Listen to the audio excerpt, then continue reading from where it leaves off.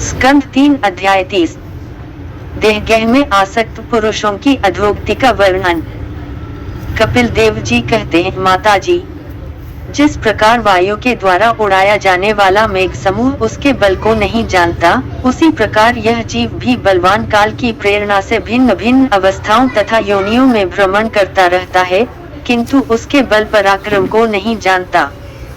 जीव सुख की अभिलाषा से जिस जिस वस्तु को बड़े कष्ट से प्राप्त करता है, उसी उसी को भगवान काल विनष्ट कर देता है, जिसके लिए उसे बड़ा शोक होता है।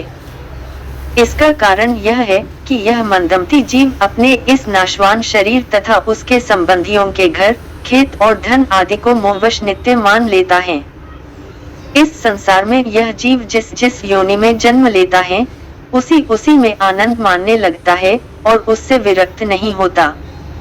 यह भगवान की माया से ऐसा मोहित हो रहा है कि कर्मवश नार की योनियों में जन्म लेने पर भी वहां के विष्ठा आदि भोगों में ही सुख मानने के कारण उसे भी छोड़ना नहीं चाहता।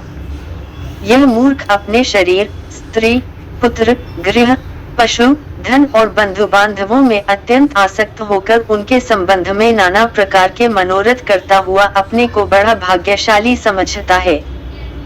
इनके पालन पोषण की चिंता से इसके संपूर्ण अंग जलते रहते हैं, तथापि दुर्वासनाओं से दूषित हृदय होने के कारण यह मूढ़ निरंतर इन्हीं के लिए तरह तरह के पाप करता रहता है। कुलटा स्त्रियों के द्वारा एकांत में संभोगादि के समय प्रदर्शित किए हुए कपटपूर्ण प्रेम तथा बालकों की मीठी मीठी बातों में मन और इंद्रियों के फंस जाने से गृहस्थ पुरुष घर के दुख प्रधान कपटपूर्ण कर्मों में लिप्त हो जाता है। उस समय बहुत सावधानी करने पर यदि उसे किसी दुहक का प्रतिकार करने में सफलता मिल जाती है, तो उसे ही वह सुख सा मान लेता है। जहाँ था से भयंकर हिंसावृत्ति के द्वारा धन संचय पर यह से लोगों का पोषण करता है, जिनके पोषण से नरक में जाता है। स्वयं तो उनके खाने पीने से बचे हुए अन्न को ही खाकर रहता है। बार बार प्रयत्न करने पर भी जब इसकी कोई जीविका नहीं चलती, तो यह लोभवश अधीर हो जाने से दूसरे के धन की इच्छा करने लगता है। जब मंदभाग्य के कारण इसका कोई प्रयत्न नहीं चलता और यह मंद बुद्धि धनहीन होकर कुटुंब के भरण पोषण में असमर्थ हो जाता है, तब अत्यंत दीन और चिंतातुर होकर लंबी लंबी सांसें छोड़ने लगता है। इसे अपने पालन पोषण में असमर्थ देखकर वे स्त्री पुत्रादि इसका पहले के समान आदर नहीं करते, जैसे कृपण किसान बूढ़े बैल की उपेक्षा कर देते हैं। फिर भी इसे वैराग्य नहीं होता। जिन्हें उसने स्वयं पाला था, वे ही अब उसका पालन करते हैं। वृद्धावस्था के कारण इसका रूप बिगड़ जाता है, शरीर रोगी हो जाता है, अग्नि मंद पड़ जाती है, भोजन और पुरुषार्थ दोनों ही कम हो जाते हैं। वह मरणोन्मुख होकर घर में पड़ा रहता है और कुत्ते की भांति स्त्री पुत्रादि के अपमान पूर्वक दिए हुए टुकड़े खाकर जीवन निर्वाह करता है। मृत्यु का समय निकट आने पर वायु के उत्क्रमण से इसकी पुतलियां चढ़ जाती हैं, श्वास प्रश्वास की नलिकाएं कफ से रुक जाती है, खांसने और सांस लेने में भी इसे बड़ा कष्ट होता है तथा कफ बढ़ जाने के कारण कंठ में गुरगुराहट होने लगती है। यह अपने शोकातुर बंधु बांधवों से घिरा हुआ पड़ा रहता है और मृत्यु पाश के वशीभूत हो जाने से उनके बुलाने पर भी नहीं बोल सकता। इस प्रकार जो मूढ़ पुरुष इंद्रियों को न जीतकर निरंतर कुटुंब पोषण में ही लगा रहता है, वह रोते हुए स्वजनों के बीच अत्यंत वेदना से अचेत होकर मृत्यु को प्राप्त होता है।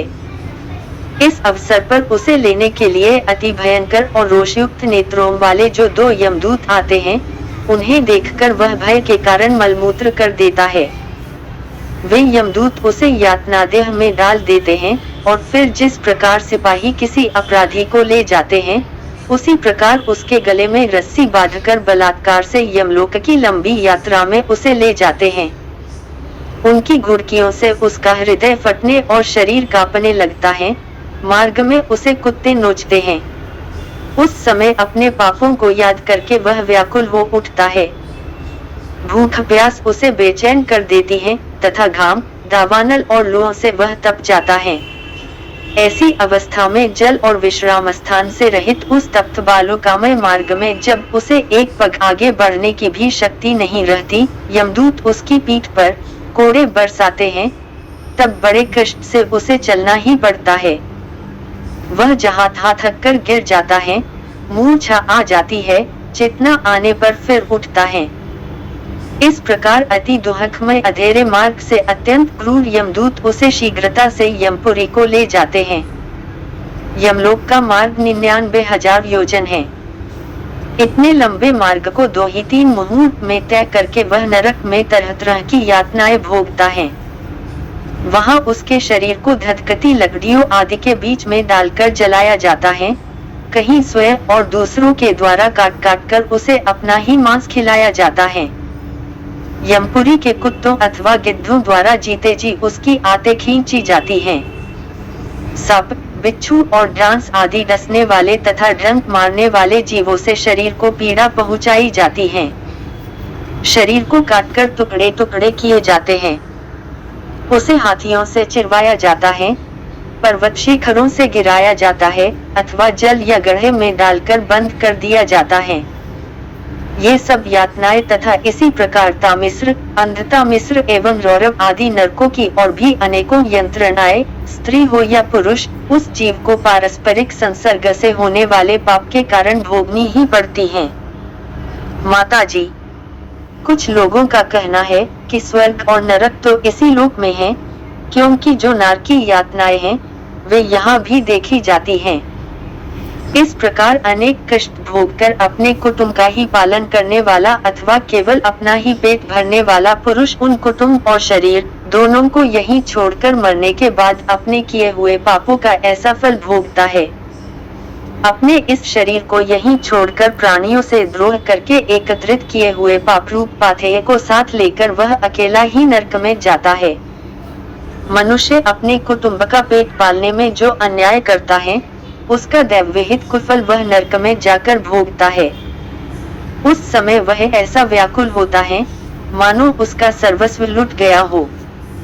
जो पुरुष निरी पाप की कमाई से ही अपने परिवार का पालन करने में व्यस्त रहता है, वह अंधतामिस्र नरक में जाता है, जो नरकों में चरम सीमा का कष्टप्रद स्थान है। मनुष्य जन्म मिलने के पूर्व जितनी भी यातनाएं हैं तथा शुक्र कुक्रादि योनियों के जितने कष्ट हैं, उन सबको क्रम से भोगकर शुद्ध हो जाने पर वह फिर मनुष्य योनि में जन्म लेता है।